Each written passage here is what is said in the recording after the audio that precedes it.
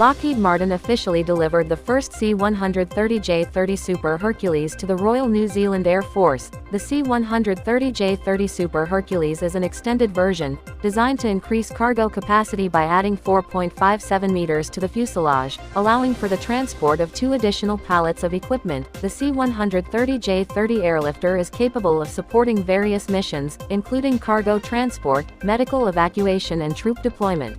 The Russian Yakovlev aviation plant has showcased modernized version of Yak-130M training combat light aircraft at the Army 2024 Forum. The upgraded aircraft features air-to-air missiles and high-precision air-to-ground weapons with satellite and laser guidance systems, allowing the aircraft to function as a light fighter while still retaining its primary role as a training aircraft.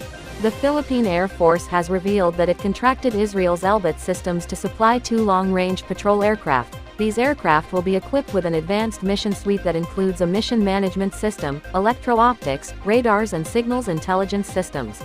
Russia unveils Rapira 3 air defense system equipped with 10 S-8 rockets designed for detecting and engaging small airborne targets. The Rapira 3 has onboard radar station with active phased array, capable of detecting aerial targets at distances of up to 20,000 meters.